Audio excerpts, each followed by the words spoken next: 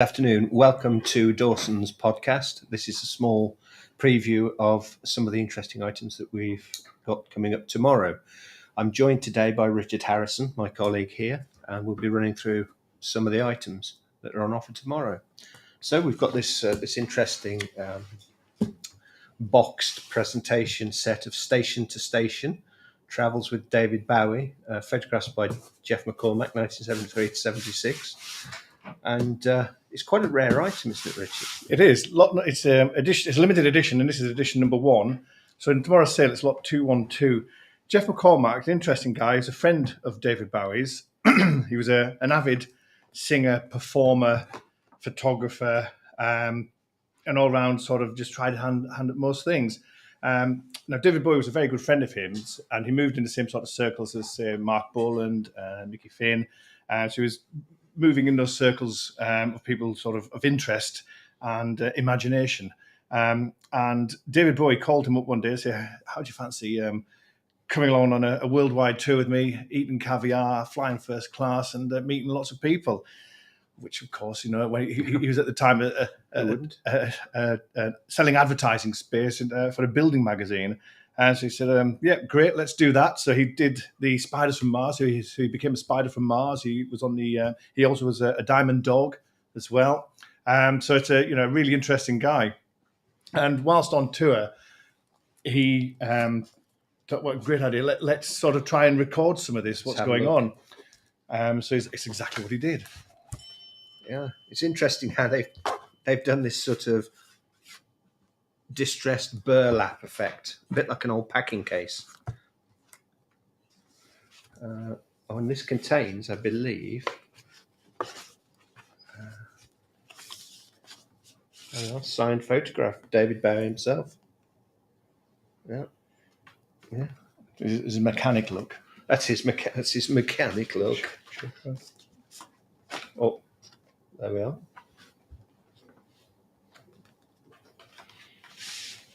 Just pop that back in there. But there's all sorts of accounts in the book of their escapades. Sort of things that what happens on tour often stays on tour, and you don't write about it. Quite. And the sort of thing, I think it's fair to say that David Bowie and people of his generation, they were absolutely and totally unique, and were real sort of style setters, trend setters, fashion setters. And opened the door for lots of people who are similarly minded, of a similar ilk, to say, actually, what we're doing is actually okay. This is brilliant. And so it gave an awful lot of people an awful lot of freedom. And Bowie is absolutely, fantastic for that.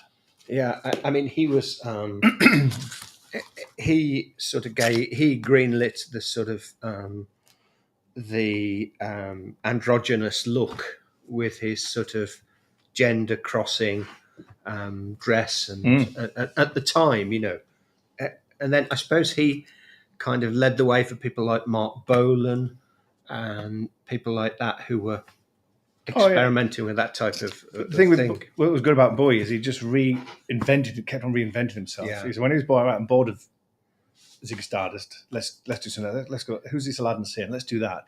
Who's the Great White Duke? Let's do that. And just kept reinventing himself all the time, so he never got boring. No. And you look at a lot of people nowadays, and a lot of music, you'll say, well, that's been done before. Yeah, that's been done before. So, Bowie really was a real trendsetter, icon, and a real one-off.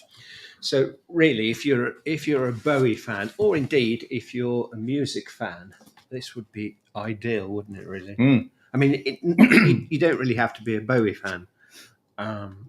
Obviously, it would help, but I mean, it's just a bit of history, really. Yeah, and it's got its original travel bag there, which is nice. All been kept beautifully, really. So yeah, interesting one to watch tomorrow. So if you've never had a hedonistic world tour, it's all in there. Yeah, see, want to know how to do it. So I thought what I'd do is something slightly more mundane. Thank you. And what we've got here is could be often levelled at me being a bit of an anorak. What we've got here is a small reciprocating pump, Gillett's patent, but this is the patent model which would have been used to prove the efficacy of the patent. And it's perfectly functional, and it's obviously scaled down. The actual working piece of machinery would be quite vast. And what this is, I found the original advert for this in an 1871 publication, and it's referred to as donkey pump, which effectively is slang for a reciprocating pump. And this would have worked in conjunction with a steam engine. And that it's called a reciprocating pump because it pumps on the four-stroke and on the backstroke also. So the cylinder fills both ways and it pumps water that way. Obviously, it's powered by steam.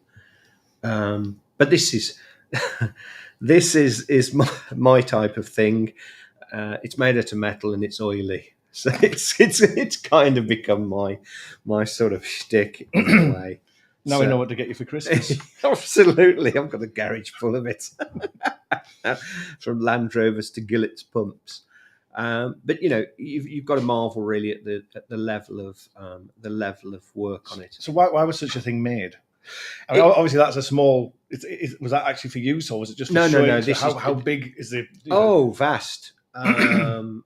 Probably something. The diameter of this wheel would have been 3 or 4 feet. Wow! A vast piece of machinery. Quite a dangerous piece of machinery when it was working. No safety guards or anything in those days. Shortly after the patent was obtained in 71, I believe, in 1871, they dissolved the partnership, and that was it. No more. They produced no more. The reason this was produced was because a reciprocating pumps were very. They had problems with engineering and the close tolerances of engineering. So up until fairly close to this date, pumps, there were large pistons with leather gaiters inside them, which would form a seal, but they were very inefficient. They leaked like billio, and this was just an efficient. It made the most efficient use of the power. So where would it be used? This would be used for pumping in a pumping station, for pumping water from a low-level reservoir to large ballast tanks, sort of water tanks above a major town or city. It could be used to pump out, the bilge from a large ship, something like that. It doesn't have to pump water; it can pump any liquid. It's a fantastic piece of machine. It's the sort of thing, the Fred Dibber enthusiast would love to have on a desk. Yes, yeah. And get his oily dungarees on and the oily cap. Yeah. I think Fred Dibner, he brought to life quite a lot of engineering, and I think he reinvigorated things which were almost inaccessible for people watching television, and they'd see something oily and big and noisy, but he explained it, and I think in a kind of way, he kind of fostered something in me really that I quite like to see how things work, why they work, and just the way it works. You can actually feel the almost compression on it when you still turn it. Yeah, I mean, it's an engineering feat. It is, to a degree, a thing of beauty to some people. It is, yeah. It's beautifully finished. Still got some of the original blackadizing here, which would have been applied when this was. It would be heated and then stippled on. It's a bit like Japanning. So it's got some mounting lugs on here. I mean, would this be taken around by a tradesman? No. This is what we can do. Well, I think what this was for is, because it's in a purpose-fitted box, I think that this was produced for the proof of patent, so that you would prove the efficacy of the patent. So you could say, you'd put this to a board of engineers who'd examine it and certify that it was good for purpose, as it were. It's just a nice thing, and I'm not trying to say that someone's going to buy this, stick it on their mantelpiece, but it's just a beautiful piece of engineering. And the brass isn't, it isn't just a workaday pump because most of the gilding is worn off. But you can see here where the brass has all been gilded and lacquered. Yeah, it deserves more than being stuck in a pine box, though. Yeah, absolutely. Yeah, I should think that's probably going to make between £300 and £500, which for a bit of brass and steel, Engineered brass and steel that doesn't really have a purpose nowadays, I guess. But a lot of mills have kept their original sort of pulleys and things like that. Definitely. And they may have now have electric starters, electric motors to start them. Yeah. But they actually do still use the Victorian machinery. Well, Birmingham still uses to a certain degree quite a lot of the infrastructure of the water pumping. You've got these large sort of Gothic pumping houses. And some of those large beam engines are actually kept all together in working condition. Yeah, I mean, if you think about it, people marvel that a car is still running when it's 20 or 30 years old, or 40 years old, and yet you've got something which is, has been running consistently for 70, 80, 100 years plus. It's a marvel, really, and it's a testament to the skill that used to be within our. The skills are still there. The skills are still there. We tend to outsource because of economy, but the skills are still there. We fostered some of the finest engineers in the world, and we exported that right across the world. From China to India to we fostered an awful lot of very, very, very good engineers. And that's available in our sale tomorrow. It's lot number 186. There we are. A little bit of a specialist thing, but for me, I just think it's interesting. It sat on my desk. It came in, and I sort of saved it up until the end of cataloguing because I thought I'm just going to do a little bit of work on it, a little bit of research. And luckily, good luck rather than good judgment, I managed to find the original advert, and it was known as a donkey pump. And funnily enough, as I was typing, Richard, I just knew that what was going to happen is that the vendor was going to phone me and say, "Why have you called it this?" And it, in the nicest possible way. And the manufacturers proved you right. And the manufacturers, they called it a donkey pump too. I have to say though, for clarity, when people refer to donkey pumps now, everyone thinks of a donkey pump as in the oil wells in Texas, these large rocking donkey pumps. But this was the original donkey pump, and that was the term coined by the manufacturers. So one of James's favourite lots. And sticking on an engineering theme, we have this wonderful clock movement here at James Clough, London. And again, it's James's area, and he'll enthuse further about this. Notice a bit of a theme going on here. It's metal and it's oily. There we are.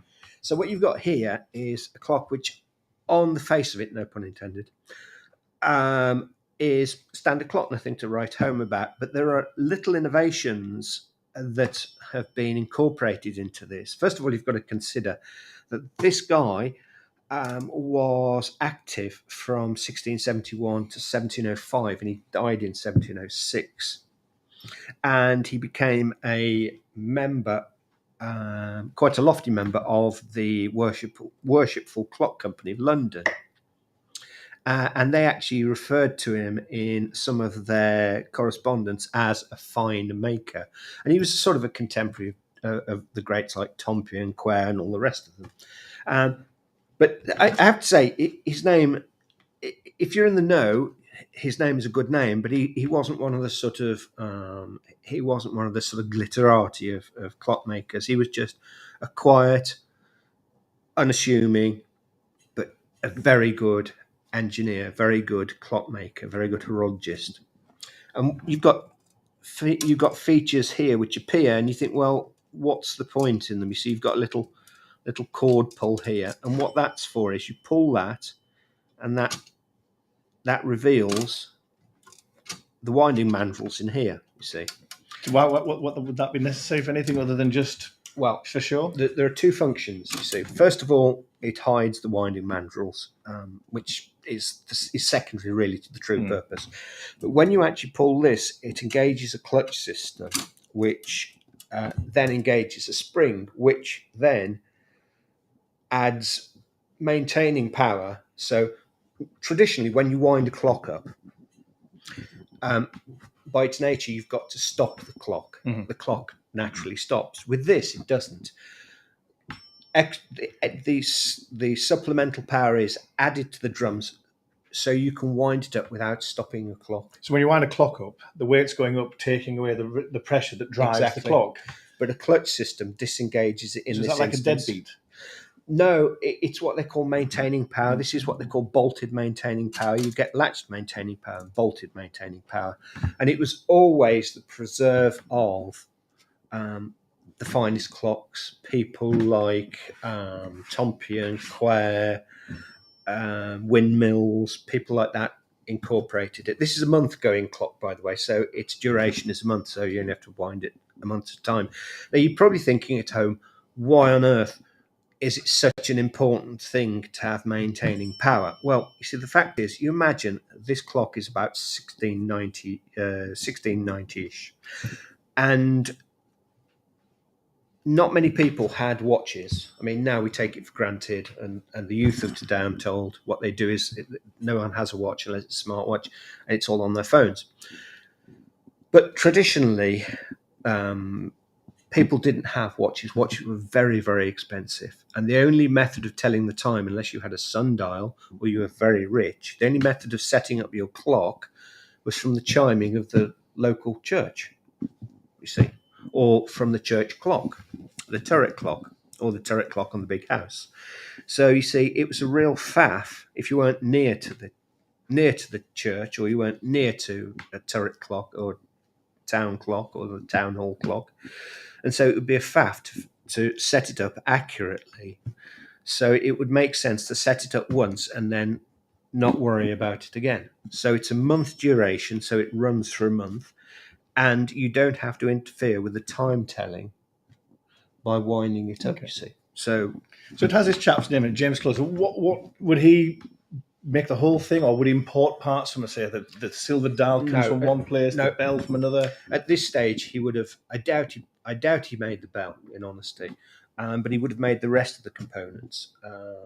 I don't think the dials. Interestingly, Fleet Street in London used to be the centre of dial engraving. And then it became the centre of printing, and that's for a good reason, because if you can engrave a plate, you can engrave a plate to print. Yeah. So that's hand in hand. That used to be the centre of clock engraving, but this is quite rare in as much that you, as much as I, have been in this business a long time, and usually you hear people say, "Oh, it's a 5 pillar movement. It's a 5 pillar movement," and it's always a mark of excellence, you know, a London 5 pillar movement, because, you know, brass was expensive, and to turn brass wasn't anybody that could just turn brass, you know. I mean, all clockmakers could, of course, but this is a 6 pillar movement, which is a rarity. There are a few little question marks about it that I can't quite answer.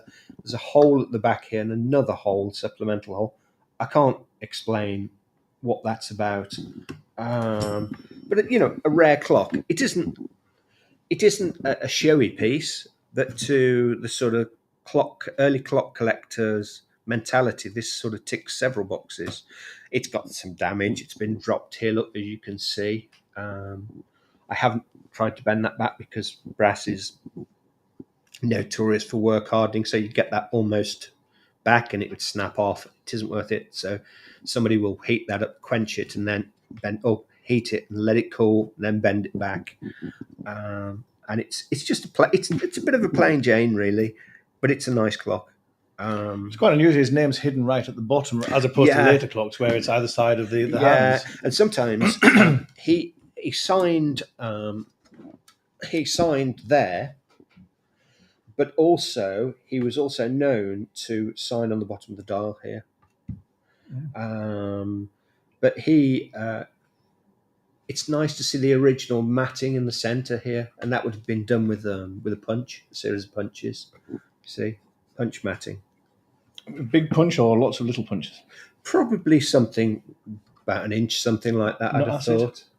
No, it's a stippling effect. You see, see, it's a stippling.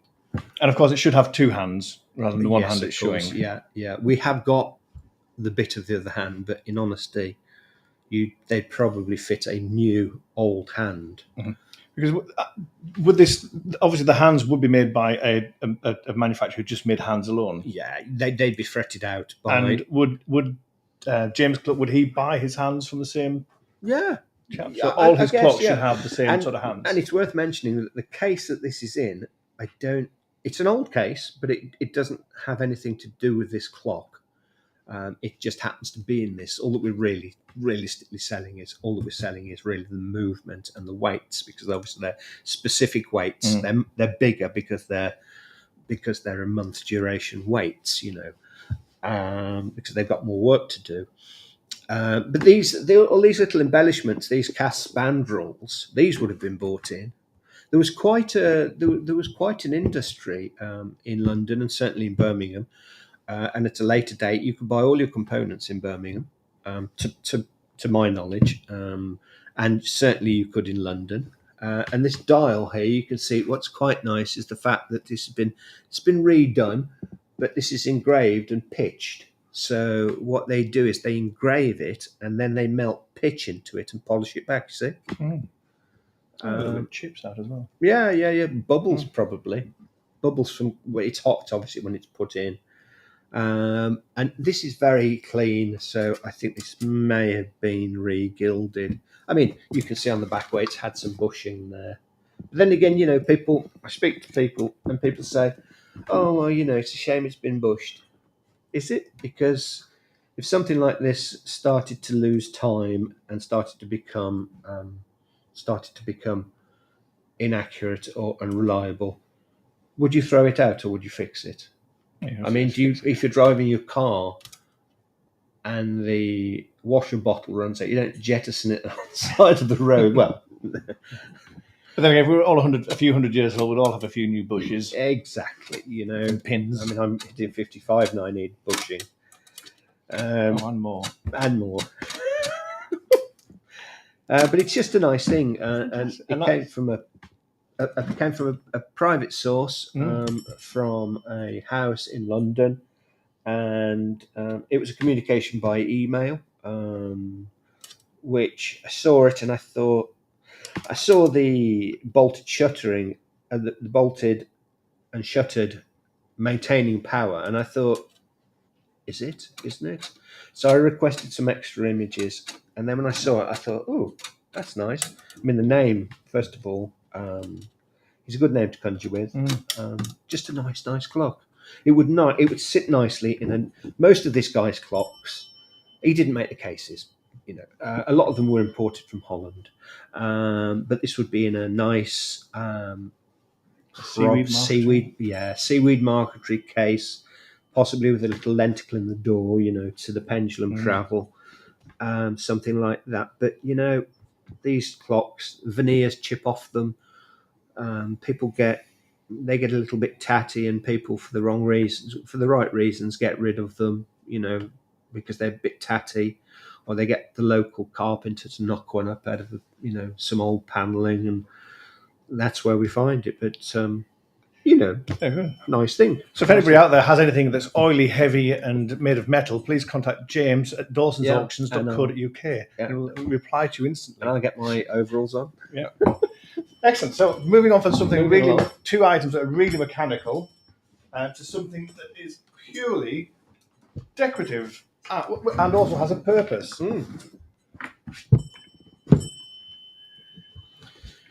So I've got the best view at the back here. Maybe not.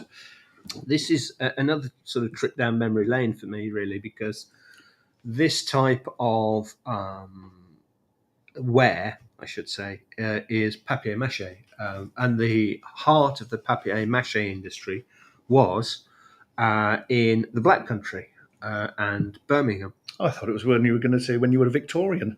Well, yes. No. And this isn't marked, but I would probably say this was by a company called Jennings and Bettridge. And Jennings and Bettridge were in Birmingham, and they specialised in papier-mache. They took over from a firm of called Clays, called Clays, and they bought all their patterns. But they weren't the only game in town. There was Waltons of Wolverhampton. They produced mostly trays and flat items, but this, I'd have said, was probably Jennings and Bettridge. And I think Jennings and Bettridge actually patented the inclusion of abalone shell and mother of pearl into the lacquering. So the abalone shell is this really bright, lustrous shell. Yeah. You've got a mixture here. You've got, it's mostly the mother of pearl is actually freshwater pearl. It's freshwater pearls, mussel shells. And they'd glue it into position and then apply lacquer, you see, but they'd apply the lacquer with brushes, and it would be layer after layer after layer, and then they'd rub it down with pumice stone, and it would be polished and then gilded. But the panels and the construction of these things, basically, we think of papier-mache now from when we were kids and we used to blow a balloon up and stick papier-mache on the balloon and, cut it in half, make a mask, etc. This was done on an industrial scale. So what they did was they had cast iron tooling, and the papier-mache was laid into a mould, two-part mould, and incredible pressure was brought, probably several hundred tons of pressure brought to bear on a small area with hydraulic or steam rams.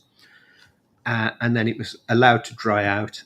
It dried out and retained its shape. And then this lacquer basically is shellac, is ethanol, basically, and lamp black mixed together to make a gloopy amalgam. And then it would be painted onto the surface. So whilst it's a gloopy amalgam, is that when you inset your mother of pearl? Yeah, you see, and so then it's all flush. You paint over it, and then it's polished back with pumice stone. Pumice stone, it's like cloisonne. Yeah, exactly. Because cloisonne, until it's polished back, it looks a complete mess. So, what was the inspiration? Why papier-mache? Why not wood or? From the Orient, and the French the French have got their version of, well, I say papier-mache is a French term, isn't it? But they term it carton-pierre, which is a similar material, but usually gilt. But it's mimicking the interest in all things Oriental, you see. Japanese lacquer, which is kind of straying into your area, really, Richard. It's the same process, effectively. So it's shellac, which is the secretion of a beetle from the lac tree, and it causes a deposit of deposit in the Coccus lacus beetle. Yeah, and it basically forms a secretion on the branches. Then they're put into large pans, mainly in India, and then the water is heated up with a fire from underneath. And then basically it forms beads on the top of the water, and then it's skimmed off and refined, and that's the binding agent for this. But nicely done, And the thing is, as well, it's a rarity to find something like this, because invariably what happens is someone does put the drawer in, something gets wedged behind the door, someone tries to force the door shut, and it damages the hinges, which hasn't happened here. Also, this stuff doesn't suffer moisture gladly, because obviously you're talking about basically paper that has been compressed, and it swells up, and also the lacquer can bloom and crack. So it's nice to see. It's just typical high Victorian. Some might say there's a little bit out of fashion now, but I would say that if you wanted something unique and decorative, and a talking piece, well, here it is. Yeah, well, I mean, I was talking today, I went on a call to that there London, and they had some antiques which, I was talking to the gentleman, and I said, well, look, 99% of these gaming tables, I would say, look, not for us, not fashionable anymore. But it's the 1% of the 1%. you know, superb quality. You know, this is, it's just, they've just gone to the nth degree here. Look, you see, they've put these little, on the front here, they've simulated polished cabochons on here. Yeah, I've got them on the front panel here. There's almost like Yeah. a ladybird effect here. Exactly. But all these pieces would have been inlaid by hand, Yeah. hand painted scenes on the top. Yeah. So a real sort of low carbon footprint. To a Yeah, I degree. guess. Yeah. Yeah. Yeah. Well, yeah. I mean, But even as an antique now, it has a low carbon footprint. It's absolutely. already made. it's already been made. 1860-ish, do you think? Yeah, round about Thereabouts. there. Yeah, there's a scene of Warwick Castle on the top there, seen from the river. Funnily enough, it came from not far from Warwick Castle. Just a nice thing. And Birmingham used to be the capital. It used to be the Japanning capital of Britain. Not just papier-mache, but Japanning all told. So tin goods used to be Japan, and you had companies like Perry's, who did some work with Christopher Dresser and people like that. And you had, you know, that was almost like a cottage industry. But it's just a nice one. And if you were going to have one, this would be the one to have. The only thing it doesn't have is a Jennings and Bettridge stamp. Not But, on the, you know, not on the underside. No, I've checked. No. I've checked. Just such a nice thing. But it doesn't really matter, does it? No. It's a survivor of its time. And, you know, 300 to 500, I think it's worth that all day long, in honesty. And it's lot 179. Yep. So again, a fantastic little bit of history there, and it's the sort of thing that would sit on a table. And we always say this in the antiques game: if it could speak, what would it tell you? Who's sat at this? Who's used it? You know, it's fascinating, and you get to know the social history of something then. Yeah. You know, because it would have been in a very smart house somewhere. It would have been really looked after, highly regarded, and a wonderful thing to have. And the type of thing with a lot of antiques, they give you joy every single day. And you walk past it, it gives you joy. So it's never expensive, really. No. Yeah. And, you know, it's stood the test of time. And again, it's the sort of thing that you could hand down as an heirloom because Yeah. somebody in the family will like it. Yeah. Yeah. Although I say just slightly out of fashion at the moment, but still a darn good thing. A lot of the real antiques are now, aren't they? But, you know, I was saying this morning to this client that it will come back. It will come back. You know, it's interesting how they've decorated even the back of the foot Yeah. as well, down at the bottom. So it can be seen in a 360 if necessary, but the front is fabulous. Yeah. Lovely thing. Fitted interior. Yeah. Yeah. And I'd have thought that may even be the original fitting in there, you know. Looking at it. Yeah, absolutely. With the original fancy paper. But the poorest of hinges. Yeah. You see, you can see where they've expended all of their money on the inlay and the preparation of the panels and all the rest of it. Fabulous. So that's lot 179. Yep. And it can be yours. Could be yours. Next, we have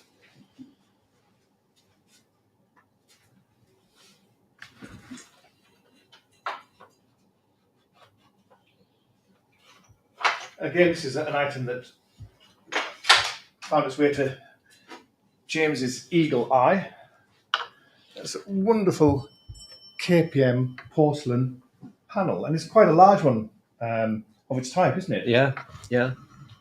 Made a wonderful Dresden factory, KPM. I think it's Koenig Porcelain Manufacturer. Yeah. 19th century. Yeah. And again, it's one of those sort of things that the subject matter is a little bit. Yeah, I was a bit Victorian. Being a failed Catholic, I appreciated that what was there, but it was, you know, we seem to be there's a market for it. There's definitely a market for it, but I just think that you know, there are other subjects which would be more saleable, but you know, there's no getting away from the quality of it. You can't please everybody all the time. No, you can't. But regardless of it, the quality is absolutely fantastic, and it's a solid, full piece of porcelain as well. Yeah, absolutely. Wonderfully hand painted, and is there a signature at all anywhere? No, we looked, but we couldn't see. It's after Murillo, and it's the Holy Family or the Virgin of, I can't remember, but it's effectively the Holy Family, and you've got there's Jesus there looking slightly suspiciously Caucasian there, and John the Baptist. yep, St. John the Baptist there, and the Holy Lamb and the dove, and it's all going on there, and the skin tones are beautiful, and the catch lights in their eyes. It's almost photographic, It came from a very good house in Surrey. The lady was of the faith. The lady was Catholic, and just a nice thing. Unfortunate about the frame, but at the end of the day, what you're really buying is you're buying the porcelain. That's the meat of it, really. I think the frame, yes, it may have damage, but to me, it all adds to it, the fact that it's had a life. Yeah, it has. It's part of its story itself, and the frame has taken the knocks where it's done its job protecting the porcelain. Absolutely. It'd be interesting if we're doing the same thing now. What subject matter would be on the porcelain? Louis Vuitton bags. It could be, couldn't Rolex it? wristwatches. Towie or yeah. It would be all that sort of stuff, wouldn't it? Yeah. Because in any art, they represent what's going on at the time. I remember when the Russians marched into Afghanistan in the 80s, and the Afghans then started to produce rugs which had helicopter gunships, Kalashnikovs, and tanks on there, because it was a document of what was going on at the time, and it finds its way into popular culture, and we may find that we've got Boris Johnson on a Tesla, or or things that represent the now. Yeah, absolutely. But the Victorians were very sort of aware of their own mortality. Oh yeah, absolutely. Much more than had much more sway then. Oh yeah, because it